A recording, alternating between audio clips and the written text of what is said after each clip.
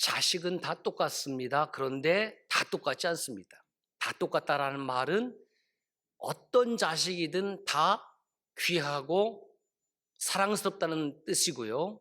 다 똑같지 않다라는 말은 말을 이렇게 안 듣는 자식보다는 잘 듣는 자식이 더 이쁘고 사랑스럽죠.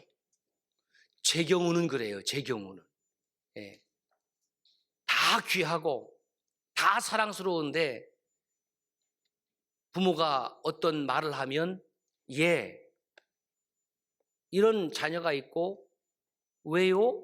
이런 자녀가 있어요. 어떤 자녀가 이쁩니까? 예, 순종하는 자녀가 더 이쁘고 사랑스럽죠. 이삭의 집안도 그랬습니다. 주로 야곱은 내향적이어서 어머니 말씀을 잘 들었던 것 같습니다. 추정이에요. 그러니까 어머니들은 말 잘 듣는 자녀를 좋아합니다. 왜냐하면 집안일이 할 게 많거든요. 근데 아버지 이삭은 그것보다는 장남이고 남자답고 나가서 사냥을 해서 또 별미를 만들어서 대접을 하니까 누가 좋아요? 에서가 좋아요. 그래서 오늘은 이 에서와 야곱의 결혼 이야기를 좀 전하려고 합니다. 누가 먼저 결혼했나? 에서가 먼저 결혼했습니다. 에서의 결혼 이야기는 창세기 26장 34절에서 35절, 28장 8절에서 9절에 기록되어 있습니다. 창세기 26장 34절, 35절 말씀 시작. 에서가 40세에 헷족 속 부엘의 딸 유딧과 헷족 속 엘론의 딸 바스맛을 아내로 맞이하였더니 그들이 이삭과 리브가의 마음에 근심이 되었더라. 에서가 40세에 결혼했습니다. 근데 그 신부감은 헷족 속 부엘의 딸 유딧 또 엘론의 딸 바스맛을 아내로 맞이했는데, 자, 사위를 맞이하고 며느리를 본 분들은 잘 생각해 보세요. 어디서 저딴 사위가 들어왔을까? 어디서 저딴 며느리가 들어왔을까? 속상하겠죠. 예. 그런데 사위를 보고 며느리를 보면 얼마나 기쁠까? 얼마나 행복할까? 여러분 유튜브로 어떤 화면을 많이 보시는지 모르겠지만 이게 이제 알고리즘에 의해서 그 쬐깐한 애기들 있잖아요. 그 아가들이 나와갖고 이렇게 재롱 뜨는 것들이 있더라고요. 그걸 한번 봤더니 그게 계속 나와요. 계속. 예, 그 어제도 제 아내에게 그걸 보여줬습니다. 무슨 의미인지 알겠죠? 예. 그러니까 기다리고 사모하는 마음으로 저도 며느리 보면 참 좋겠다. 그래서 이제 며느리를 봤습니다. 사위를 맞이했습니다. 손주를 보았습니다.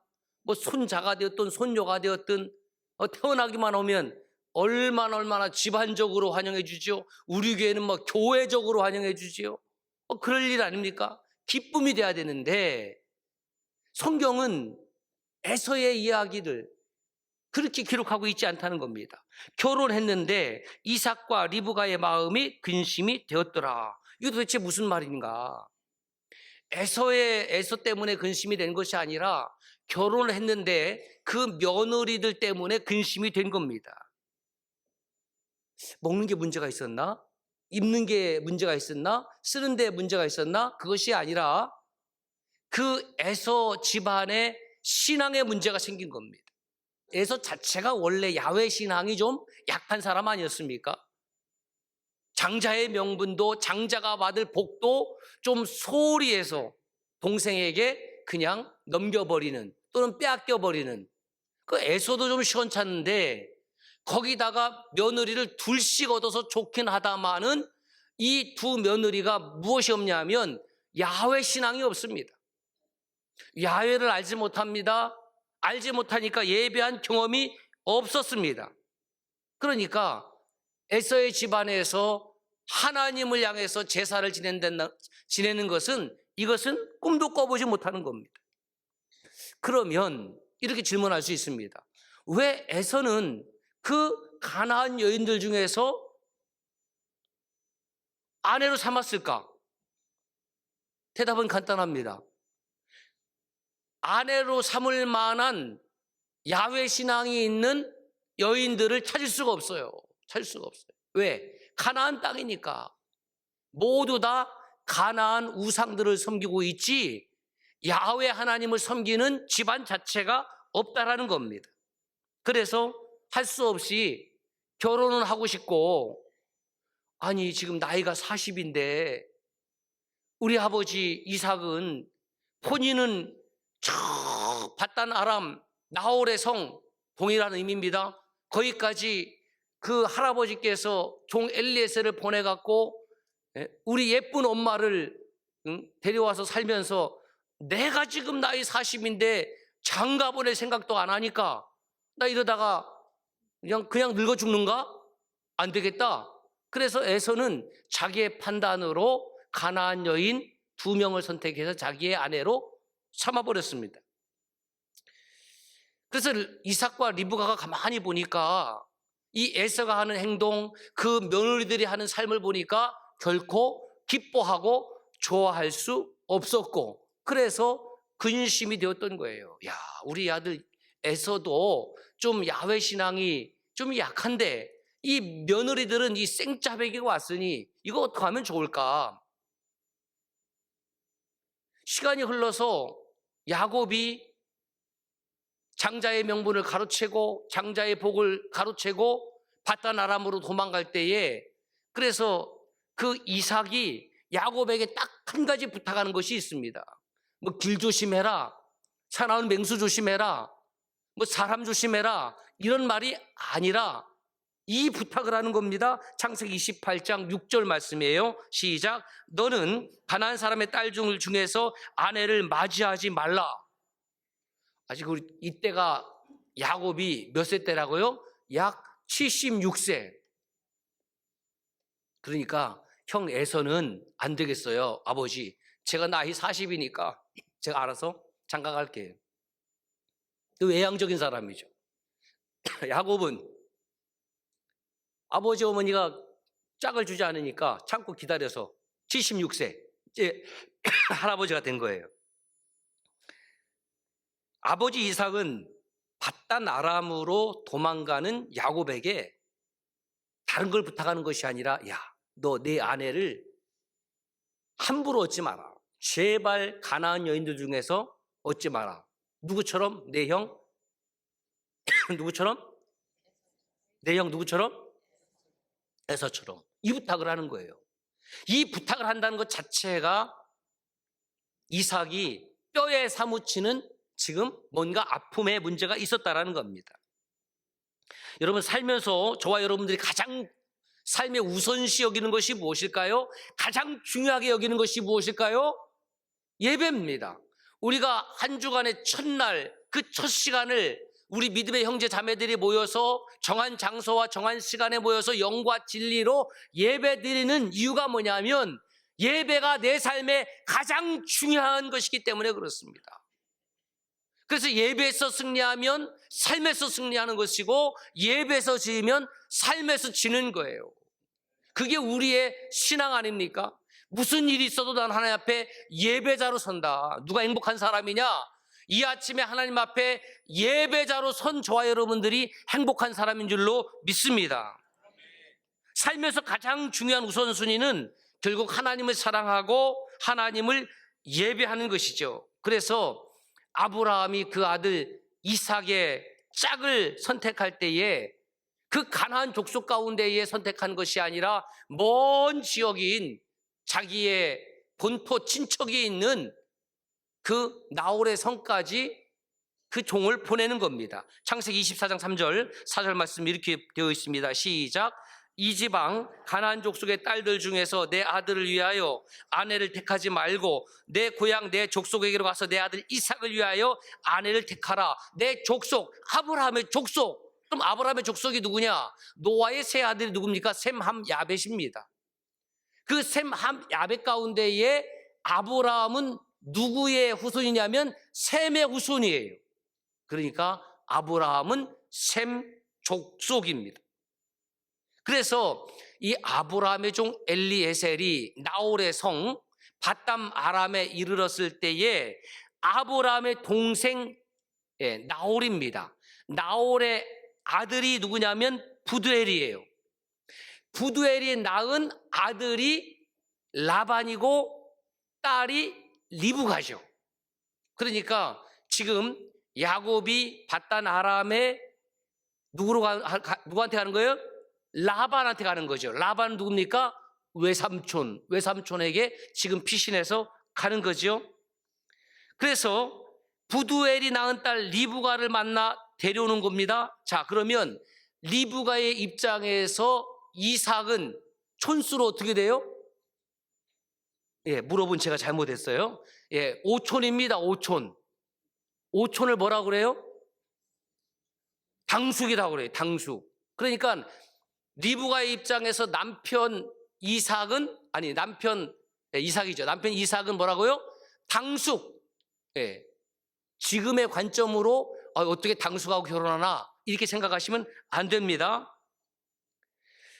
그래서 이삭과 리브가가 결혼해서 거기에 쌍둥이 이제 에서와 야곱을 얻잖아요. 그래서 자신의 아들 이삭이 셈 족속의 여인을 얻었습니다. 이삭은 아버지가 했던 것처럼 아들 에서도 그리고 야곱도 셈 족속 가운데에 얻기를 원했지만 첫째 아들은 실패했습니다. 자, 야곱은 부모의 뜻에 순종했습니다. 76세까지 결혼하지 못했습니다. 아마 결혼은 꿈도 꾸지 못하고 나는 결혼 안 해도 돼 이렇게 생각하고 살았을 것 같아요. 방법이 없어요. 그런데 하나님께서는 참으로 신비한 방법으로 야곱을 브에세바에서 밧단 아람으로 옮깁니다. 그 외산촌 집으로 옮겨서 그곳에서 첫째 딸 레아, 둘째 딸 라웨와 더불어 한 가정을 이루게 하시는 거죠. 첫째 딸과 둘째 딸, 오늘 말씀을 듣고 혹시 집안에 자매가 둘 있는 분들은 식사하시면서 물으세요. 언니가 예쁠까? 내가 예쁠까? 하다가 머리끄댕이 자꾸 싸우지 마시고, 그런데 야곱이 왔을 때는 첫째 딸 레아보다는 둘째 딸 라헬이 조금 더 이뻤던 것 같아. 눈에 꽂혔어요. 저 여인이야. 외삼촌 라헬을 저에게 주십시오. 야, 공짜로 줄 수 있냐? 그런 건 없다. 너 나를 위해서 7년 동안 일해야 된다. 7년이 문제겠습니까? 제가 그렇게 하겠습니다. 그래서 이제 결혼을 하고 이제 첫날 밤을 잘 치르고 그 다음에 아침에 눈을 떴습니다. 그랬더니 이 여인이 그 여인이 아닌 거예요. 여러분, 얼마나 남성들이요 분개할 일입니까? 얼마나 황당하겠습니까? 여인들은 모르죠. 화장을 지우고 났더니 결혼할 때의 신부의 얼굴과 신혼여행 가서 일어나서 보니까 그 얼굴이 너무 차이가 나. 얼마나 남자들이 힘들겠어요? 그렇게 생각하시면 돼요. 그걸 레아예요. 아니, 외삼촌 이게 어찌 된 일입니까? 우리 집안에서는 언니보다 동생이 먼저 시집가는 거 없어. 그렇게 라헬하고 아내로 삼고 싶으면 나에게 7년을 더 봉사해야 돼. 그러니까 여성들의 값이 얼마라고요?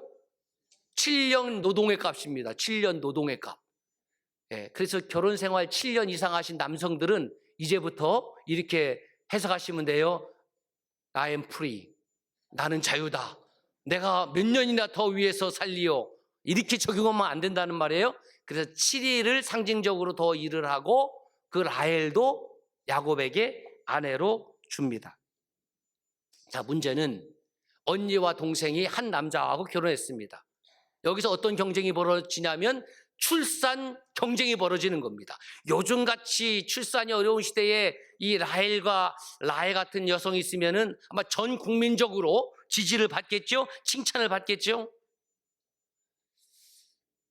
야곱이 레아보다 누구를? 라헬을, 언니보다 동생을 더 좋아했습니다. 그러니까 어쨌든 그 야곱의 부인된 입장에서 보니까 레아도 얼마나 서러워요. 얼마나 서운해요. 여성들은 뭐가 있어요? 시기가 있어요. 그럼 남성들도 있죠. 그래서 여성들이 시기하여 한을 품으면 5, 6월 참외밭에 뭐가 내린다고요? 뭐가 내려요? 서리가 내린대. 그러니까 농작물이 다 망가진다는 거예요. 여성들 그거 갖고 너무 실망하지 마세요. 좀 서리 맞아봤자 오이든 참외든 조금 농작물에 피해를 보는 거거든요. 그건 애교의 수준이고요. 남자들도 시기가 장렬해요. 남자들은요 시기하면 죽여요. 그렇죠? 그러니까 여성들이 시기해서 설이 내리는 것은 그건 애교 수준이다. 남자들은 시기하면 죽여요. 근거가 뭐냐고요? 사울왕을 보세요. 다윗이 누굽니까? 딸 미갈의 남편 사위입니다. 사위인데 사울이 죽인 자는 천천, 사위가 죽인 자는 만만. 왕인 나보다도 저 사위가 더 인기가 있어? 어떻게 되는 거예요? 시기가 나는 겁니다. 어떻게 합니까? 죽여야지. 여러분, 우리가 조선시대 사극을 보면 그 왕의 자리는 아들하고 나눕니까? 못 나눕니까? 왕의 자리는 절대로 못 나누는 거예요. 그래서 사울왕이 그 사위를 시기하여 죽이려고 맨날 쫓아다니잖아요. 그것이 남성들의 시기예요. 그 여성들의 시기는 얼마든지 괜찮아. 얼마든지 애교 수준으로 볼 수 있어요. 자, 레아가 이제 출산 경쟁을 벌이는데 레아 입장에서는 감사하게도 내가 야곱의 사랑을 더 많이 받지는 못했지만 첫 아들 루벤을 낳습니다. 이 루벤이라는 뜻이 뭐냐면 봐봐, 나 아들 낳았다 이런 뜻이에요. 그러니까 아들을 먼저 딱하니 낳고 나니까 그때에 레아의 어깨뽕이 쫙 올라가는 거예요. 봤지? 여러분 다 봤지? 나 아들 낳았다. 나 건드리지 마. 그리고 나서 또 둘째가 나오는데 누가 나와요? 시므온. 들었지? 하나님이 나의 지금 야곱이 나보다 저 라헬 사랑하는 거 그래서 내가 마음이 아프고 그런 걸 하나님이 들었지? 시므온. 그 다음에 레위. 그 다음에 유다.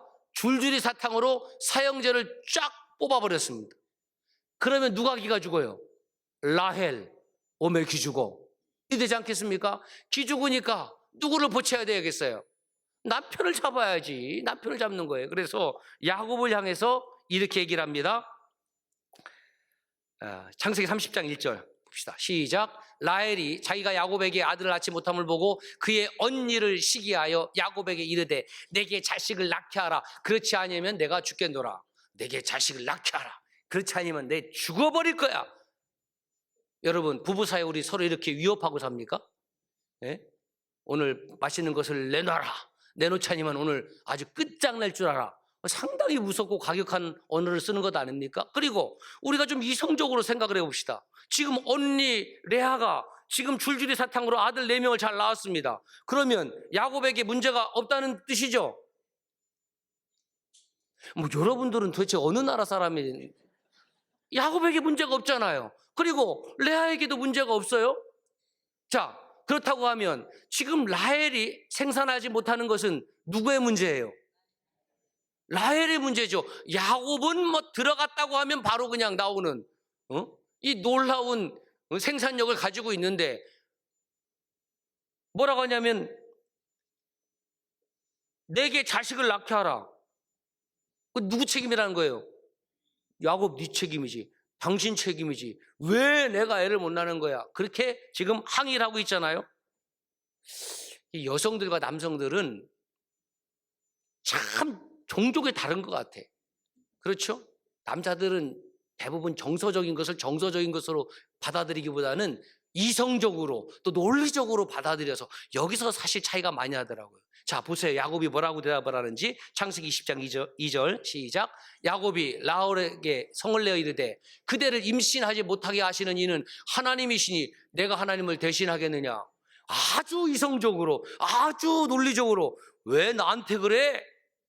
아니, 그대가 임신하지 못하는 것은 내 책임이 아니라 누구 책임이라고요?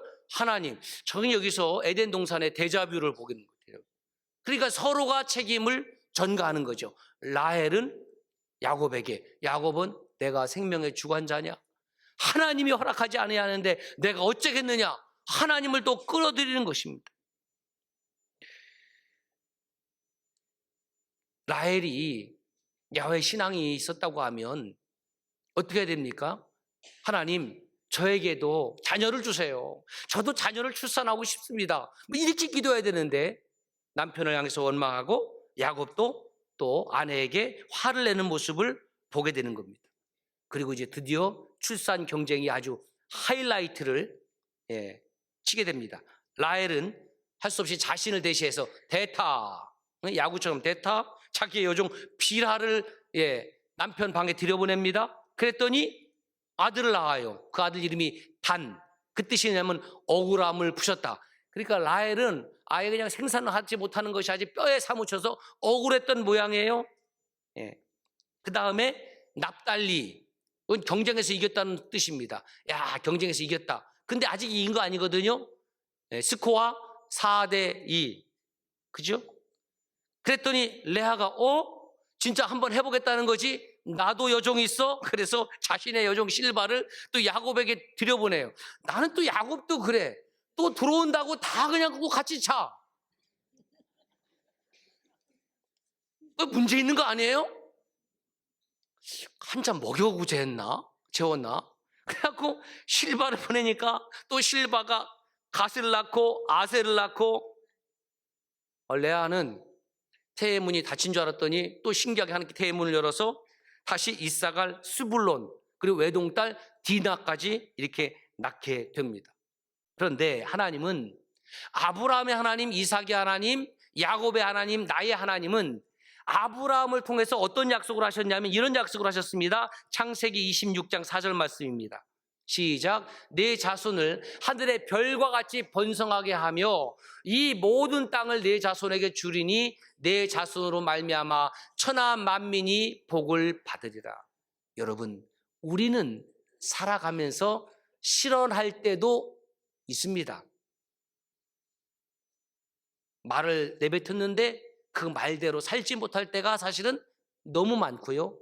어떤 약속을 했지만 그 약속을 부득이 지키지 못해서 미안할 때도 있습니다. 그러나 저와 여러분들이 섬기는 우리 하나님은 실현하지 아니하시는 하나님이요, 하나님의 입에서 나온 모든 말씀은 하나님께서 그 말씀을 이루시는 분임을 우리는 믿습니다. 하나님께서 아브라함에게 언약을 주셨습니다. 그 언약은 이삭에게, 그 언약은 야곱에게, 그 언약은 저와 여러분에게 그대로 이어짐을 믿습니다. 하나님께서 그 자손을 하늘의 별과 같이 번성케 해주시겠다. 아, 그렇구나.